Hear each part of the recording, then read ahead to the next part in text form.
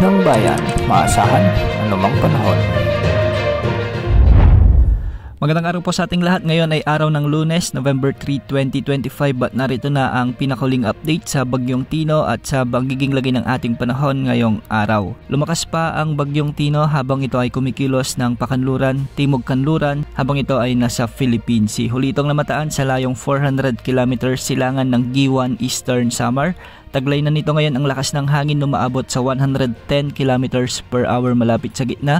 Sa pa rin itong severe tropical storm category na may pagbugsong umaabot sa 135 km per hour. Kumikilos ito ngayon ng west-southwest sa bilis na 30 km per hour. Kung mapapansin natin sa ating satellite animations ay mas lumawak pa ang kaulapan na sakop ng bagyong ito at meron na itong diametro na maabot sa 300 kilometers. Dahil dito nakataas na ang tropical cyclone wind signal number 2 sa central at southern portions ng Eastern Samar, ang central at southern portion ng Samar Province sa may Leyte, Biliran, Southern Leyte, Camotes Islands at ang eastern portion ng Bohol. Signal number 2 din ang nakataas sa may Dinagat Islands, Surigao del Norte, kasama na ang Siargao at Bukas Grande Islands, ang northeastern portion ng Agusan del Norte at ang northern portion ng Surigao del Sur. Samantala, signal number 1 naman ang nakataas ngayon sa bahagi ng Sorsogon, Masbate, kasama ng Ticao Island at Burias Island, ang southern portion ng Albay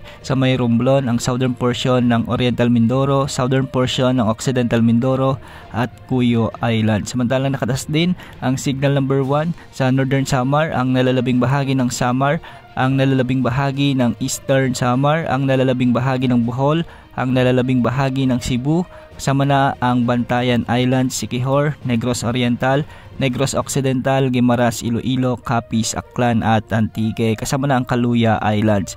Samantala sa Mindanao nakataas din ang signal number 1 sa central portion ng Surigao del Sur, signal number 1 din sa northern portion ng Agusan del Sur, ang nalalabing bahagi ng Agusan del Norte, ang eastern portion ng Misamis Oriental at ang Camiguin. Ang mga lugar na ito ay makakaranas na ng mga pag-ulan at pagbugso ng hangin, kaya paghandaan na ang mga susunod na oras dahil mas lalapit pa ng bahagya ang Bagyong Tino. Ayon sa Pag-asa, ang pinakamataas na wind signal sa pagdaan ng bagyo ay wind signal number 4 na kung saan aabot hanggang typhoon category ang Bagyong Tino. Sa pinakahuling track na inilabas ng Pag-asa, sa susunod na 12 oras ay posibleng lumakas na bilang typhoon category ang Bagyong Tino habang ito ay patuloy na kumikilos ng pakanluran. Ngayong gabi o bukas ng madaling araw, inaasahang magkakaroon ng unang landfall sa bahagi ng Eastern Samar o di kaya naman ay sa Dinagat Islands ang Bagyong Tino. Dadaanan nito ang mga lalawigan sa bahagi ng Leyte Provinces, sa may Cebu, ang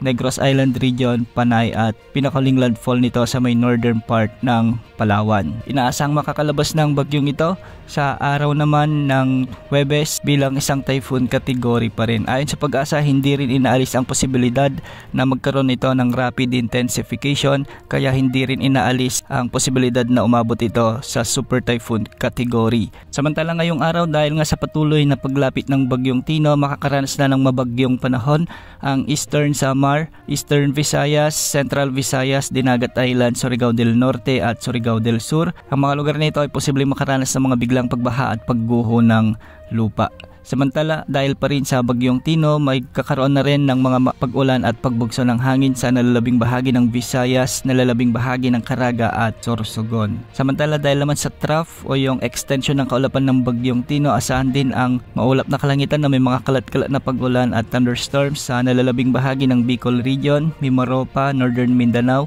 Zamboanga Peninsula at Davao Region. Sa Northern Luzon, shear line naman ang nakakaapekto sa Isabela, Aurora at Quezon Province. Samantalang Amihan o Northeast Monsoon naman ang nakakaapekto sa Ilocos Region, Cordillera Administrative Region at ang nalalabing bahagi ng Cagayan Valley. Samantala sa nalalabing bahagi ng bansa at kasama ng Metro Manila, localized thunderstorms naman ang iiral na weather system. Yan muna ang latest sa lagi ng panahon. Ito po ang weather update ng bayan, maasahan anumang panahon.